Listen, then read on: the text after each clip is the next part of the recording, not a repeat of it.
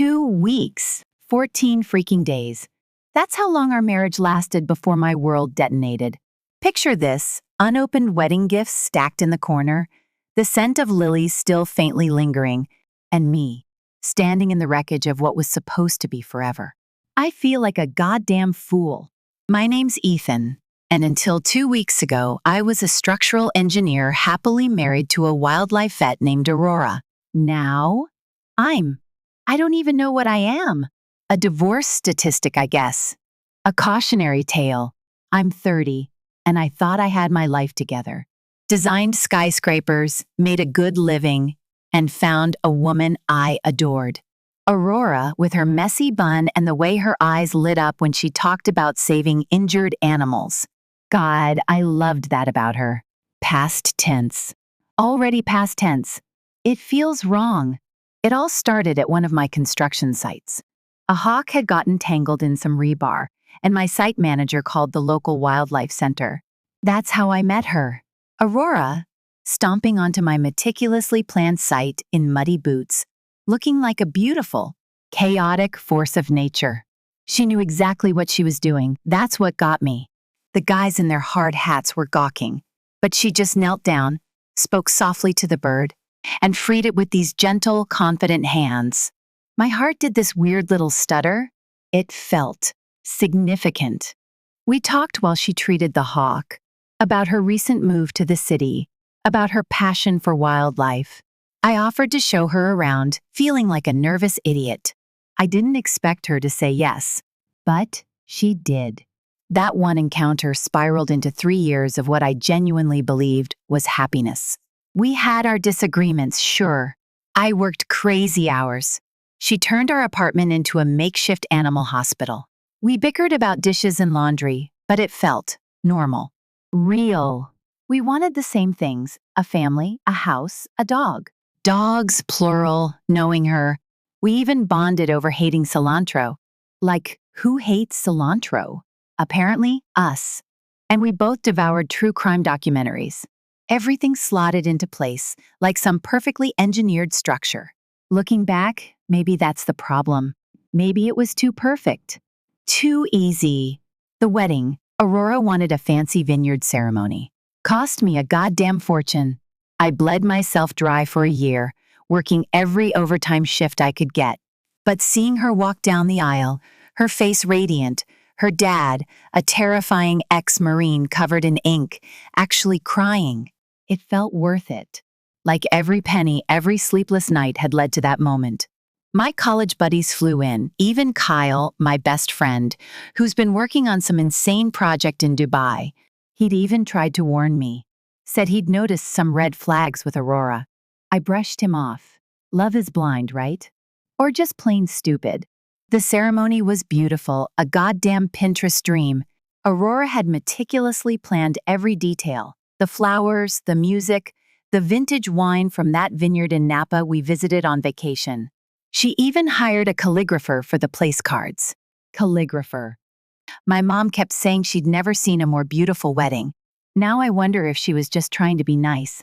The reception was a goddamn party. Amazing band, everyone dancing. Aurora's Australian cousins teaching us some lethal drinking games. I remember looking at Aurora during our first dance, feeling this overwhelming sense of gratitude. This was it. The start of everything. The honeymoon in Bali, another financial Everest to climb. 6 months of overtime, cutting back on everything. But Aurora had always dreamed of going there. Exotic beaches, ancient temples, the promise of us away from the world. It was perfect, untainted. We came back home, tanned and relaxed.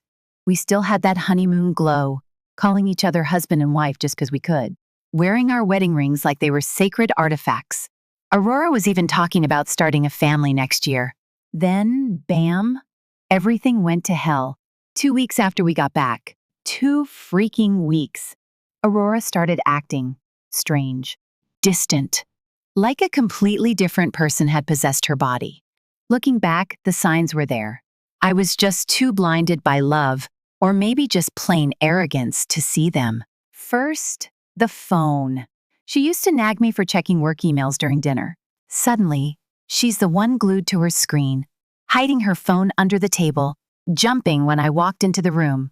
She'd quickly flip it over or switch apps. But I was too busy, too trusting to see it for what it was. Then the late nights at the wildlife center started. She had late nights before, emergencies and all. But these were different. Always some injured eagle needing overnight monitoring, or a rare owl with a broken wing. The story started to unravel. One night, she said she had to stay late for a fox, but I saw on the center's Instagram that they'd already released that fox that morning. My stomach churned, but I still wanted to believe her, even though that voice inside kept screaming at me. I was swamped with work, designing a 50-story building downtown. It was a challenging project, pushing me to the limit. But the worst part? It was for Ryan's hospital. Ryan's. The name tastes like poison on my tongue. They were expanding their trauma center, and my firm landed the contract. That's how Aurora knew he was back, I figure. She saw the project plans at our place one night when her best friend, Olivia, was over. Olivia. I swear to God, that woman. Olivia, 32, 2 divorces under her belt, new boyfriend every goddamn month. Her Instagram bio was a goddamn cliche. If you can't handle me at my worst. The woman lived for drama. Aurora and her got close at work. Olivia was a receptionist at the wildlife center. I never liked her. Something about her felt off. I couldn't put my finger on it, but it festered. I found out later through Aurora's little brother, James, that Olivia had actually tried to get my number when I first started coming to the wildlife center about the hawk. Apparently, she'd been interested, but I was already focused on Aurora. Should have realized sooner how bitter she was about that whole thing. I'd overhear them whispering and giggling in the kitchen. Then they'd fall silent as soon as I walked in. Once I heard Olivia say something like, "You deserve to be happy. You can't help how you feel." I tried to ignore it. Tried to tell myself I was being paranoid.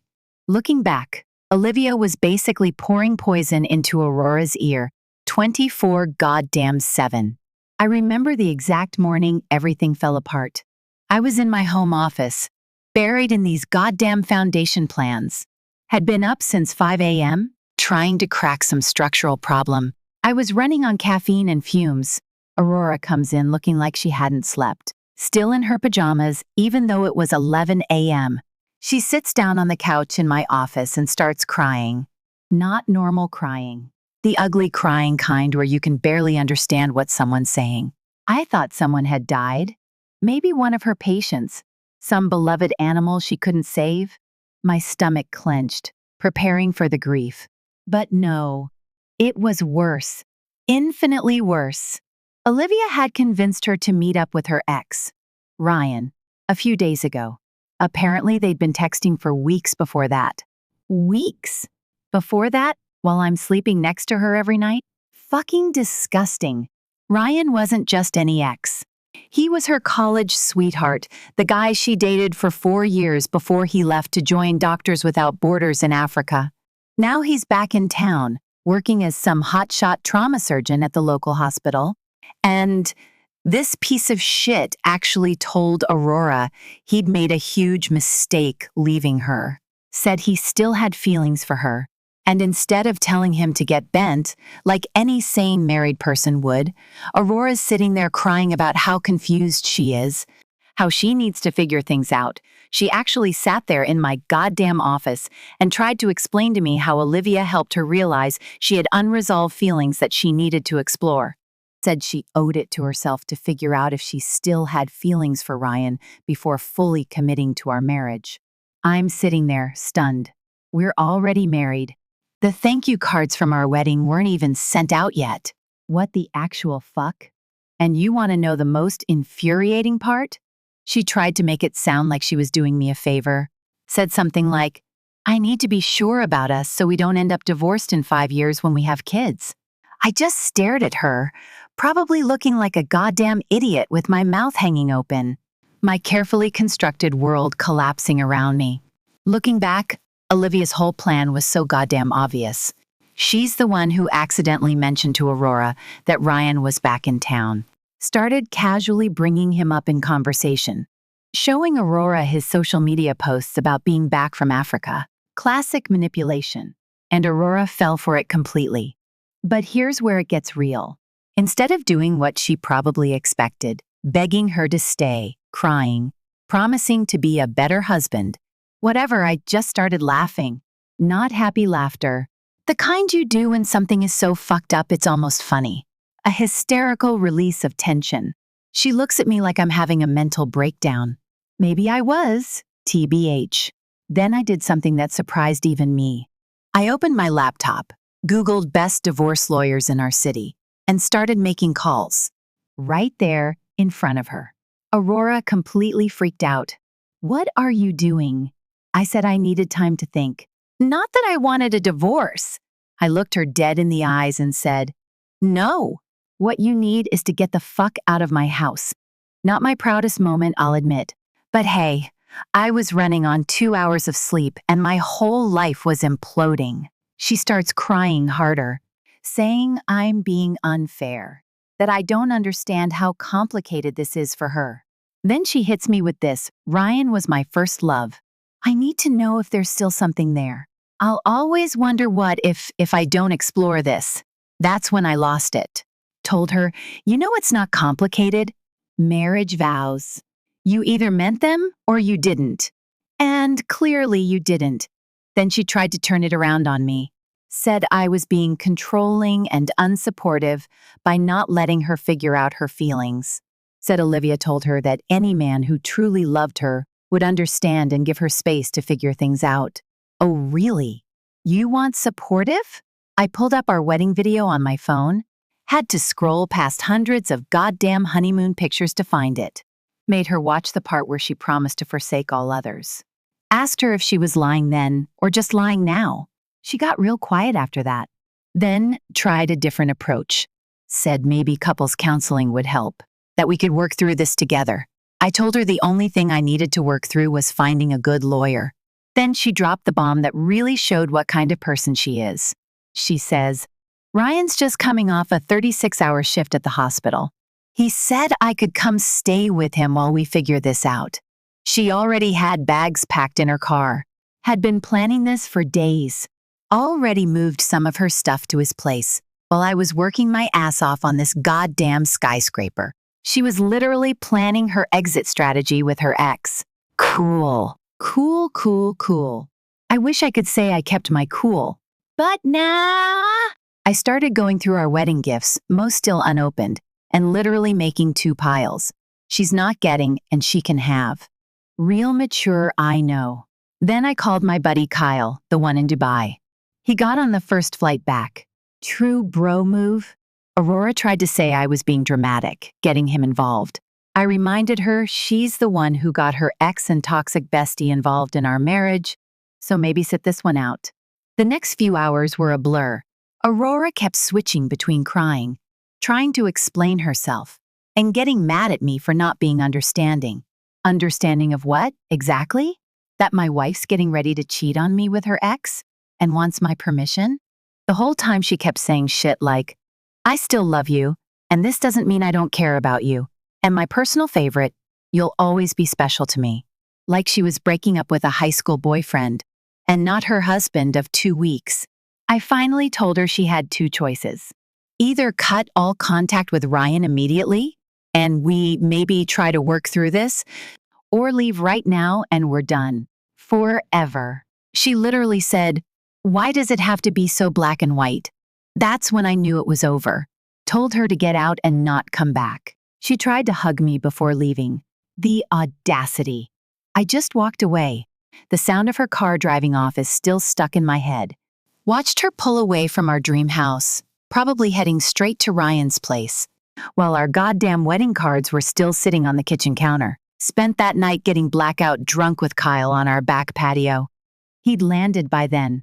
Deleted all my social media because I couldn't handle seeing her face. Called in sick to work for the first time in 3 years. So yeah, hungover as hell the morning after Aurora left. Sitting on my couch with Kyle, trying to figure out WTF to do next. Then someone starts pounding on my front door, like aggressive cop-style knocking. I'm thinking maybe Aurora came back to get more of her stuff. But nope, it's her dad, Mike. Now, let me tell you about Mike. Dude's about 6'4", covered in military tattoos. Looks like he could snap me in half. Ex-Marine, now runs this super successful security company. He'd always been cool with me, but seeing him on my doorstep that morning had me shitting bricks. I opened the door expecting him to punch me or something. Honestly, wouldn't have blamed him. His daughter probably told him some bullshit story about me being an asshole. Instead, this big, scary dude just looks at me and says, "My daughter's an idiot. Got any coffee?" Turns out, Aurora had called her mom crying about how I was being unreasonable and cruel by not supporting her need to explore things with Ryan. Her mom bought it. They've always been super close. But Mike wasn't having any of it. We sit in my kitchen, me, Kyle, and Mike, drinking coffee and Jack Daniels. Mike starts telling us how he never liked Ryan back in college. Said something always seemed off about him. Then he drops this bomb. Ryan had actually cheated on Aurora back then, before the whole Doctors Without Borders thing. One of her friends had told Mike, but they decided not to tell her because she was too fragile at the time. So now I'm sitting there, realizing my wife left me for a guy who cheated on her years ago. And she doesn't even know it. You can't make this shit up. Mike was actually the one who recommended my divorce lawyer. Turns out he'd used the same guy for a business dispute. He also offered to have some of his security company guys talk to Ryan. I turned that down. Tempting, though. The next few days were a mess. I had to call my boss and explain why I needed time off from the skyscraper project. Dude was actually super understanding. Turns out his first wife had done something similar. He gave me 2 weeks paid leave and said the project would still be there when I got back. The worst part was dealing with all our shared stuff. Our house looked like a wedding vomited all over it. Gifts everywhere, cards, photos. Found our marriage certificate in a pile of mail and had a legit breakdown. Aurora's little brother, James, who works at my firm as a junior engineer, came by to get some of her stuff. Poor kid was caught in the middle. Told me Aurora was staying at Ryan's place and acting like a completely different person. Said she was posting all these weird quotes on Instagram about following your heart and finding your true path. The family dynamics got real messy, real quick. Aurora's mom was fully Team Aurora, spouting stuff like, "Young people make mistakes, and true love deserves second chances." Meanwhile, Mike and James were on my side, which caused some huge fights at their house. Then Olivia started running her mouth at the wildlife center, telling everyone Aurora left me because I was emotionally unavailable and working too much. Several of Aurora's coworkers, who I thought were our friends, started unfollowing me on social media. Real mature. But here's where karma started kicking in. Remember that huge project I was working on? Turns out Ryan's hospital was one of our clients. I called my boss and explained the situation. He immediately requested a different project manager to take over because of the personal conflict. Ryan apparently threw a fit when he found out he'd have to deal with delays because of the switch. My boss told him it was none of his concern and to deal with it. It was a good day. The financial stuff was a nightmare. We had just combined our bank accounts after the wedding, had to freeze everything and start untangling our money. Thank God we hadn't bought a house yet. We were still saving up for a down payment. The only real asset we had was my condo that I'd bought before meeting her. Aurora tried calling me a few times during all this. Left these long, rambling voicemails about how she still cares about me and hopes we can be friends someday. Yeah, sure. Let me pencil that in right after I finish burning all our wedding photos. Her dad kept me updated on what was happening on their end. Apparently, Aurora and Ryan were playing happy couple all over town, going to fancy restaurants, posting cute pics together, acting like she hadn't just blown up her marriage for this bullshit. The worst part? I found out they'd been texting before our wedding. James discovered it by accident. He was helping Aurora set up her new work iPad, and it synced with her old messages through the family cloud account. He saw the texts from Ryan going back months. Some of them were from the week before our wedding. My own brother-in-law had to be the one to tell me that. That's when I decided to let go and focus on myself. I threw myself back into work. Remember that skyscraper project I was working on? Turned out all those late nights at the office, while Aurora was figuring out her feelings, paid off. My design actually saved the client millions in foundation costs. My boss was so impressed he fast-tracked my promotion to senior project lead. Meanwhile, Aurora's whole finding herself fantasy started falling apart. James, her brother, kept me in the loop because we still worked together. Apparently, living with Ryan wasn't the romantic dream she imagined. Dude's a workaholic ironic. Given her complaints about my hours, leaves his dirty scrubs everywhere, and still acts like a college frat boy with his doctor buddies. Katie from the Wildlife Center finally told me what had been going on. Turns out Olivia had been playing both sides the whole time. She'd been telling Aurora that Ryan was her true love while simultaneously fishing for information about him. The whole time she was pushing Aurora to leave me, she was laying the groundwork to go after Ryan herself. Real piece of work. She wanted Aurora to feel the pain she felt when I took Aurora instead of her. Aurora caught them having lunch together a few times. When she confronted Olivia about it, that snake actually said, "Well, you were married when you started talking to Ryan, so what's the difference?" The karma is chef's kiss. Then something interesting happened. Katie, one of the senior vets at the Wildlife Center, reached out to me. She'd been Aurora's mentor when she first started there, and she was disgusted by how everything went down. Katie had seen firsthand how much overtime I put in to pay for the wedding, and she couldn't stand hearing Aurora tell everyone I was controlling and worked too much. Katie became my eyes and ears at the center. She sent me a screenshot of Aurora crying in the break room because Ryan had forgotten their 1-month anniversary. Like, you left your husband for this dude and you're crying about a 1-month anniversary? Make it make sense. The real turning point came when James told me I needed to hear something he'd seen. Aurora had been at their parents' house when he went to pick up some stuff. Said she looked completely different from the sister he knew. Wearing all this fancy designer stuff, apparently Ryan makes good money, but looking tired, sad. I went to pick up my last bits of stuff from our place, with James there to supervise. Avoid any drama. She tried to hug me. What the fuck? I just stepped back, asked her how her journey of self-discovery was going. She started crying, saying she missed me, missed our life together. Said Ryan wasn't who she thought he was. You know what I did? Laughed. A short, sharp burst of disbelief. Told her I had a meeting to get to I didn't, and walked away. The old me would have tried to comfort her, maybe even considered taking her back.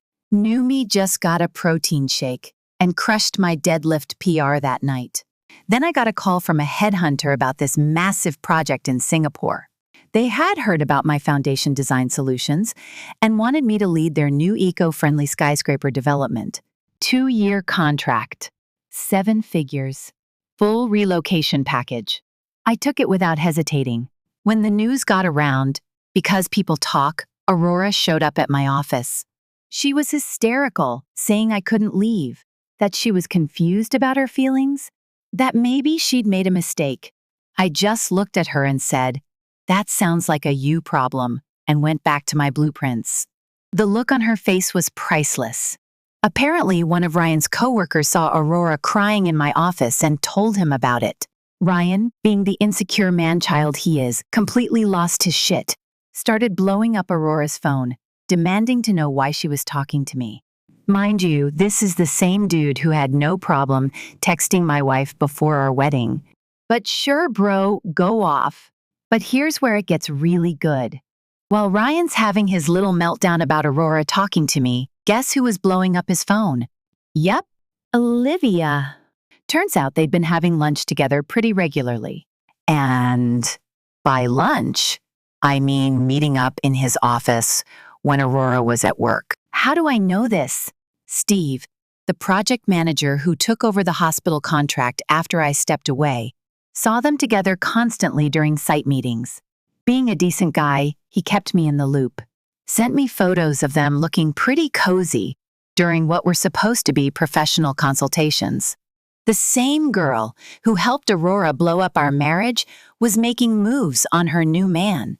You literally can't make this shit up. How do I know all this? Because my firm was still handling the hospital project, just with a different team. Emma found out about it during some fancy dinner she'd planned for Ryan's birthday. She'd spent like a week planning it, cooking his favorite food she never cooked for me. BTW bought him some expensive watch. Then, right in the middle of dinner, Olivia drunk texts Ryan saying she misses their lunch meetings and hopes. Aurora doesn't check his second phone. Second phone. This dude had a whole ass second phone for texting Olivia. Real classy. Aurora apparently lost it. Stormed out of their apartment at like 11 p.m. Tried calling her mom, but she was on a cruise.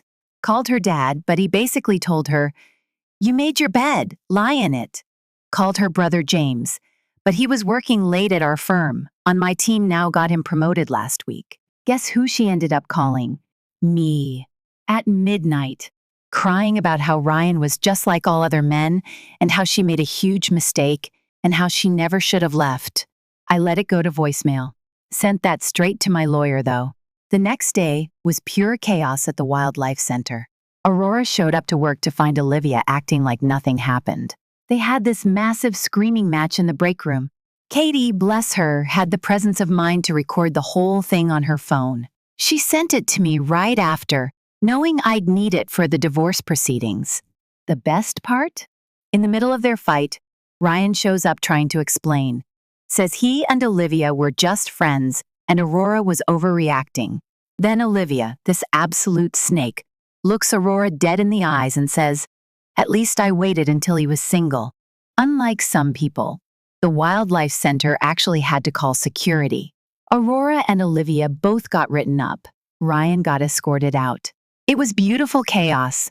It was like the universe wanted me to know everything. James kept me updated from the family side, Mike from the parent side, Steve from the hospital project side, and Katie from the Wildlife Center. Everyone could see what a mess Aurora had made, and nobody was letting her rewrite the story. Meanwhile, I'm at my office finalizing my Singapore contract, getting ready to piece out of this entire situation. The company's even paying for Kyle to come work with me. Gave him a senior engineering position because he's actually brilliant when he's not babysitting my drunk ass. Aurora tried damage control. Sent me this long-ass email about how she sees things clearly now and realizes what she threw away. Said leaving me was the biggest mistake of her life. Said Ryan was just a fantasy and reality hit her hard. My response, cool story. Please direct all future communication to my lawyer. Then she tried getting her family involved. Her mom finally got back from the cruise and showed up at my place unannounced. Started going on about how young people make mistakes and true love deserves second chances. Mike, Aurora's dad, found out and was pissed. Came and got her, but not before telling me he's still coming to Singapore to visit once I'm settled. Legend. Found out through James that Aurora moved back in with her parents. Ryan's apparently already dating some nurse from pediatrics. It's been like 2 months, but sure, that'll work out great, I'm sure. Olivia got fired from the Wildlife Center for creating a hostile work environment. Took them long enough. So, my firm decided to throw this huge farewell party for me last Friday. They rented out this fancy rooftop bar downtown, invited basically everyone from the company plus some clients. James, Emma's brother who works with me, helped plan it. He specifically didn't tell his family about it because, obvious reasons. But somehow Aurora found out anyway. Pretty sure Olivia told her, because she's still friends with one of our receptionists. The party was actually going great at first. All my work friends were there, even some of my college buddies showed up. I was feeling good. Got my Singapore visa approved that morning. My new place there is all set up, and I'm in the best shape of my life thanks to all that post-breakup gym time. Then, around 10 p.m., guess who shows up? Aurora. But wait, it gets better. She shows up in the dress. The one she wore on our first date? That I always said was the moment I fell in love with her. She'd kept it all these years and decided this was the moment to bring it out again. She clearly planned this whole dramatic entrance thing. Showed up right when people were doing speeches, probably thinking it would be some romantic movie moment. Instead, security stopped her at the door because she wasn't on the list. I actually didn't even notice at first because I was talking to this really cool architect from the Singapore firm. Let's call her Sarah because irony is fun. James comes running up to me like, "Dude, Aurora's here and she's making a scene." I go out to the lobby and there's Aurora crying and trying to convince security to let her in. She sees me and just starts going off about how she made a horrible mistake and Ryan meant nothing and how she wants to come to Singapore with me. Mind you, this is happening in front of like half my coworkers who came out to watch the drama. Aurora's mascara is running everywhere. She's clearly been drinking, and she's wearing this dress that doesn't even fit her right anymore because she lost weight from all the stress of her own dumb decisions. Then she drops this bomb. She'd actually bought a ticket to Singapore, like a real plane ticket, for next week. Had this whole plan about showing up at my new place and convincing me to take her back. She thought it was romantic. I thought it was straight up stalker behavior. I just looked at her and said, "You need help, professional help." Then I went back inside to enjoy my party. But Aurora wasn't done. She tried to follow me in. Security grabbed her and she starts screaming about how I never really loved her because if I did, I would forgive her one mistake. That's when Kyle stepped in. He just looks at her and goes, "One mistake? You mean like texting your ex before the wedding? Or moving in with him 2 weeks after? Those mistakes!" Aurora goes dead quiet. Then she starts crying harder, didn't think that was possible, and saying how she was just confused and scared, and Ryan manipulated her. Here's the best part. While this is happening, guess who walks by the building? Ryan, with the pediatric nurse he's apparently dating now. He sees Aurora having a meltdown in her old dress, looks super uncomfortable, and just keeps walking. Doesn't even acknowledge her. The look on Aurora's face when she saw them together almost felt bad for her. Almost. Security finally convinced her to leave, but not before she tried to hand me this letter she'd written. I didn't take it. She left it on the ground, and Kyle picked it up after she left. We read it later that night when we were drunk, and holy shit. It was pages of her basically rewriting our entire relationship history to make herself the victim. The party actually got way better after she left. Everyone was buying me drinks, telling me I dodged a bullet. Sarah, the architect from Singapore, gave me her number, said she'd show me around when I get there. Found out later that Aurora went to Ryan's place after leaving the party. Nurse girl answered the door. That did not go well, apparently. Last I heard, Aurora's in therapy now. Good for her, I guess. Too little, too late, though. A couple of days ago, I got ready to head to the airport.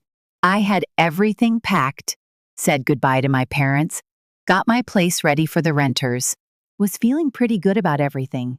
Then Aurora pulled her final stunt. Quick backstory, I had a 6 a.m. flight to Singapore, connection in Dubai, where Kyle lives. My parents and James were going to drive me to the airport. Simple plan, right? Aurora had other ideas. Get to the airport at like 4 a.m., and guess who's waiting at the check-in counter? Aurora. With luggage. This girl really thought she was going to pull some romantic comedy airport scene. She'd bought a ticket to Dubai, not even Singapore. Just Dubai, because that's all she could afford, I guess, and was planning to. What? Convince me to take her back mid-flight? Follow me to Singapore? Honestly, still not sure what her plan was. The best part? She brought her dad, Mike, thinking he'd help convince me. But Mike, bless his heart, was actually there to stop her. He'd found out about her plan from James and came to drag her ass home if needed. Aurora sees me and starts with this rehearsed speech about how love means fighting for what matters and how she won't let me go without trying one last time. Meanwhile, Mike's standing behind her looking like he wants to disown her. Can't blame him. Then she pulls out this photo album. It's full of pictures from our relationship, our wedding, everything. Must have spent days putting it together. She actually thought this would change my mind. Like I'd see some old photos and forget about her destroying our marriage. I just walked around her to check in. She starts crying and saying she'll prove her love by following me to Singapore if she has to. That's when Mike finally stepped in. He grabs her suitcase and goes, "The only place you're following anyone is back home. You're embarrassing yourself, and more importantly, you're embarrassing me. Never seen. Aurora shut up so fast. While this is happening, guess who's at the airport? Sarah, the architect from Singapore, was on my flight because she'd been in town for the project handover. She walks up, gives me this big hug, and asks if I'm ready for our dinner plans in Singapore later this week. The look on Aurora's face? Priceless. I think her brain short-circuited trying to process that I was actually moving on. She starts this weird laugh-crying thing and says, "You're already dating?"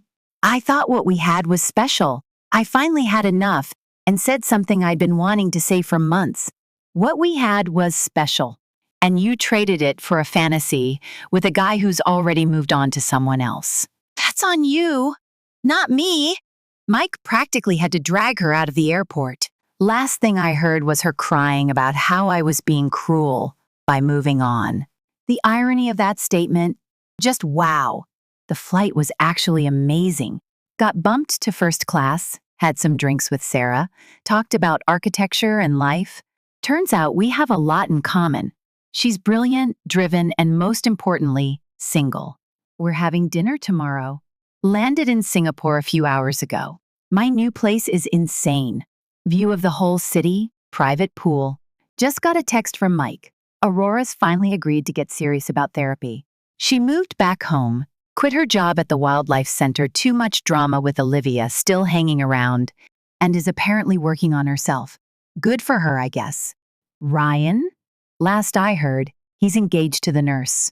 It's been like 2 months, but sure, that'll work out great, I'm sure. Olivia got fired from the wildlife center and is now working at some sketchy private zoo. Karma's funny like that.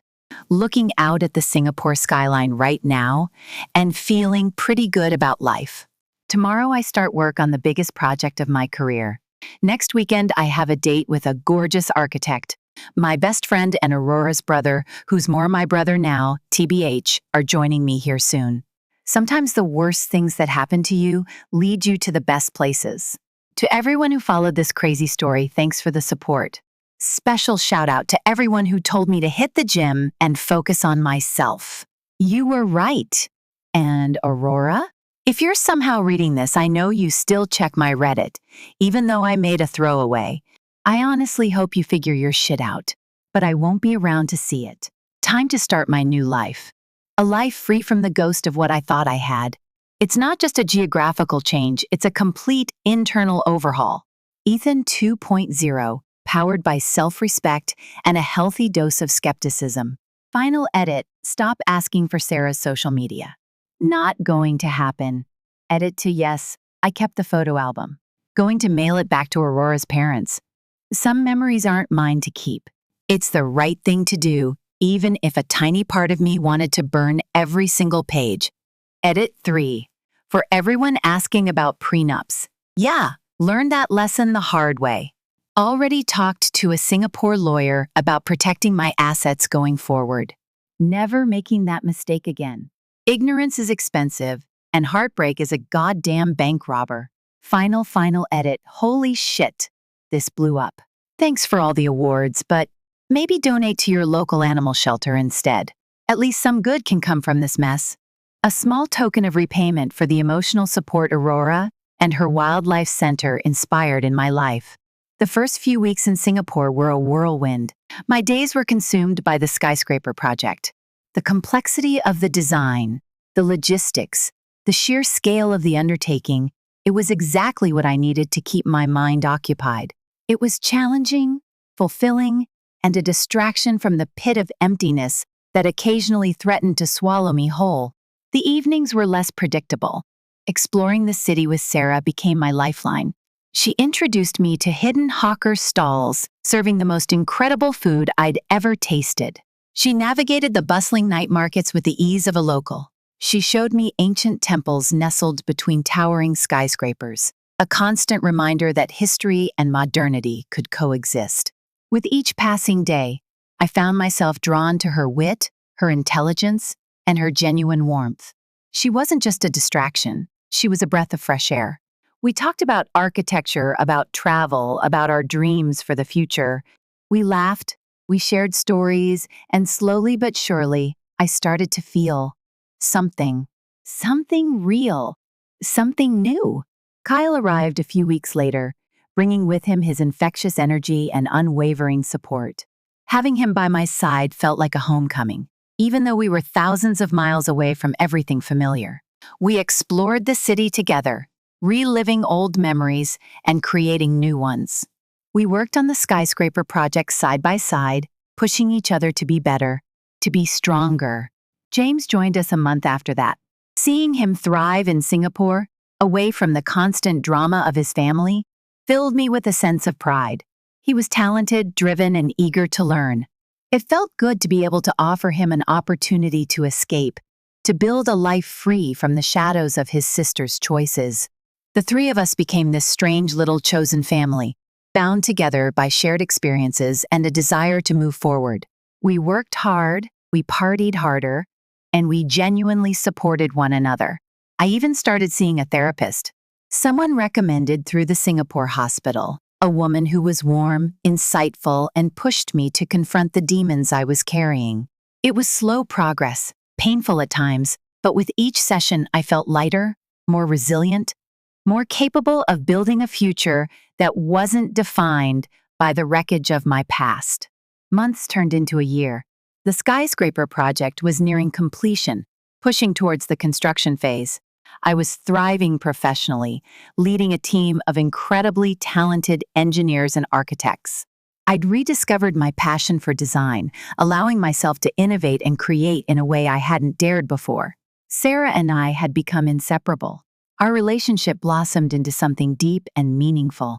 She was everything I never knew I wanted: intelligent, independent, and fiercely supportive. She challenged me, inspired me, and made me laugh every single day. One evening, as we watched the sunset from my balcony, overlooking the twinkling lights of the city, she turned to me and said, "You know, Ethan, I think you've finally found your home." And for the first time in a long time, I believed her. Of course, life is never that simple. The past has a way of creeping back in, even when you think you've left it behind. I was in a restaurant with Sarah and Kyle, celebrating a major milestone on the skyscraper project, when my phone rang. I glanced at the caller ID and felt my blood run cold. It was a number I hadn't seen in over a year, but I recognized it instantly. It was Aurora's. I hesitated for a moment, my heart pounding in my chest. Sarah squeezed my hand, her eyes filled with concern. Kyle raised an eyebrow, a silent question hanging in the air. I took a deep breath and answered the call. "Hello?" I said, my voice barely a whisper. There was a pause, a rustling sound on the other end of the line. Then, a familiar voice choked with emotion said, "Ethan?" "It's me, Aurora." My entire body tensed. It felt like a punch to the gut. "What do you want, Aurora?" I said, my voice cold and distant. I need to talk to you," she said, her voice trembling. "It's important." "I don't think we have anything to talk about," I replied, my jaw clenched. "Please, Ethan," she pleaded. "Just give me 5 minutes. I'm in Singapore. The words hung in the air, heavy with dread. My carefully constructed world threatened to crumble around me. "How did you get my number?" I asked, my voice laced with suspicion. "It doesn't matter," she said, her voice urgent. "Just meet me. Please." "I'm at the Fullerton Bay Hotel." I hesitated for another moment, torn between my desire to slam the phone down and my lingering curiosity. My need to know why. "Fine," I said, my voice tight. 5 minutes. "That's all you get." I hung up the phone and stared blankly at Sarah and Kyle. They both looked at me with a mixture of concern and apprehension. "Everything okay?" Sarah asked, her voice gentle. "That was Aurora," I said, my voice flat. "She's here, in Singapore. She wants to talk." The color drained from Sarah's face. Kyle let out a low whistle. "What are you going to do?" Sarah asked, her voice barely audible. "I don't know," I said, shaking my head. "I don't know what she wants, but I have to find out. I'll be back soon." I stood up from the table, grabbed my jacket, and walked out of the restaurant, leaving Sarah and Kyle behind, wondering what the hell was going to happen next. The Fullerton Bay Hotel was opulent, a monument to wealth and luxury. The lobby sparkled with crystal chandeliers and polished marble. I felt out of place, like I was stepping into a different world. I tried to focus on that, the opulence, the difference to the life I'd built, to try and keep the rising feeling of dread at bay. I found Aurora waiting for me in the lobby bar. She looked different, thinner, more fragile. Her eyes were red and swollen, her face pale and drawn. She looked broken. I didn't feel the rush of tenderness I might have felt a year ago. Instead, a coldness spread from my chest. She stood up when she saw me, her eyes filled with a mixture of hope and fear. "Ethan," she said, her voice barely a whisper. I nodded curtly and sat down across from her. The 5-minute timer in my head started counting down. "What do you want, Aurora?" I asked, my voice devoid of emotion. She took a deep breath and said, "I wanted to apologize." I raised an eyebrow, skeptical. "I know it's been a long time," she continued, her voice trembling, "and I know I hurt you deeply. I just wanted you to know that I'm truly sorry." "Sorry for what, Aurora?" I asked, my voice hard. "Sorry for cheating on me? Sorry for destroying our marriage? Sorry for making a complete fool of me?" Tears welled up in her eyes. "For everything," she said, her voice choked with emotion. "I made a terrible mistake, Ethan. The biggest mistake of my life. I was selfish. I was stupid. And I hurt the one person who ever truly loved me." "You're right," I said, my voice cold. "You did hurt me. More than you can ever know." "I know," she said, her voice breaking. "And I'll never forgive myself for it." I stared at her, searching for any sign of sincerity, any hint of the woman I once loved. But all I saw was regret and desperation. "Why are you here, Aurora?" I asked, my voice weary. "What do you want from me? You can't just show up after a year and expect everything to be okay." She hesitated for a moment, then said, "I wanted to see if there was any chance." I cut her off. "There is no chance, Aurora," I said, my voice firm. "That ship has sailed. I've moved on. I'm happy now. You need to do the same." Her face crumpled. Tears streamed down her cheeks. "I know," she said, her voice barely audible. I had to try." "You tried," I said, standing up from the table. "Now it's time to go home." I turned and walked away, leaving her sitting there in the lobby bar, a broken woman clinging to a ghost of the past. I didn't look back. I couldn't allow myself to. I went straight back to the restaurant, to Sarah and Kyle. The relief on Sarah's face when I walked in was palpable. "It's over," I said, holding her gaze. "I'm not going anywhere." She stood and wrapped her arms around me, holding me tight. I felt safe, secure, loved. A feeling I deserved and would no longer compromise on. The weight of the encounter with Aurora began to lift. The anger, the sadness, the hurt, they dissipated like mist in the morning sun. It was over, truly over, and I was finally free. Later that night, as I lay in bed with Sarah, watching the city lights twinkle outside my window, I thought about Aurora. I wondered if she would ever find peace, if she would ever be able to forgive herself for the mistakes she had made. I realized that I didn't hate her anymore. I didn't even feel angry. I just felt pity. Pity for the woman who had thrown away everything for a fleeting fantasy, who had chosen the wrong path and was now paying the price. I knew that I could never forgive her, not completely, but I could let go. I could release the bitterness, the resentment, the pain. I closed my eyes and took a deep breath. For the first time in a long time, I felt a sense of closure. The past was behind me. The future was ahead, and I was ready to embrace it, with Sarah by my side, ready for everything it had to offer. A year later, I stood on the rooftop of the completed skyscraper, Sarah by my side, Kyle and James standing a little behind us. The city stretched out before us, a tapestry of lights and shadows. I breathed it in, taking a moment to recognize the freedom and peace I felt.